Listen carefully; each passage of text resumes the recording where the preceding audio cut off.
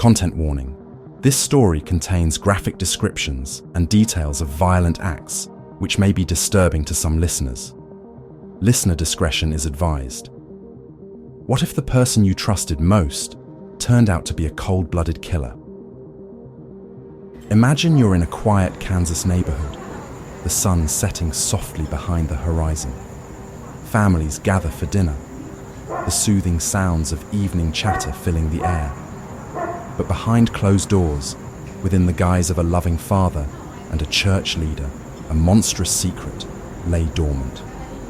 Dennis Rader was the quintessential family man, husband, father, Boy Scout leader.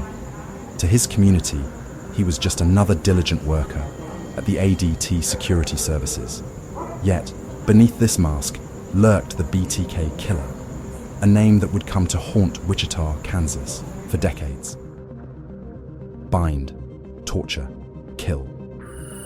On a cold January night in 1974, the Otero family became his first victims. Rader had meticulously planned the attack, slipping into their home like a ghost. He tied up Joseph and Julie Otero, along with their two young children, Josephine and Joseph Jr.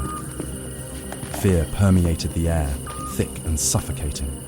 Blood trickled down the walls, a grotesque reminder of the violence that had unfolded in the dimly lit room. Dennis's method was precise and cruel. As he tightened the ropes around their throats, he felt an unsettling thrill, an insatiable hunger for control and pain. The eerie silence that followed was only broken by the chilling echoes of his whispers, satisfaction dripping from each word. Years passed, and the BTK Killer remained at large, striking fear into the hearts of Kansans. His letters to the police and newspapers taunted them, filled with chilling details of the murders and cryptic puzzles that alluded to his next moves. In 1977, he broke into the home of Shirley Vian. She had no idea that her ordinary day would be turned into a nightmare. Rader bound her, watching her struggle helplessly against her restraints. A grotesque display of human suffering, he thought. He strangled her, savoring each moment of her life slipping away. With each step closer to the truth, the danger grew more palpable. Her breath quickened as she realized the killer was always one step ahead. By now, the BTK Killer had claimed many lives. His morbid fascination with documenting each kill in his diary revealed a macabre mind driven by perverse pleasures.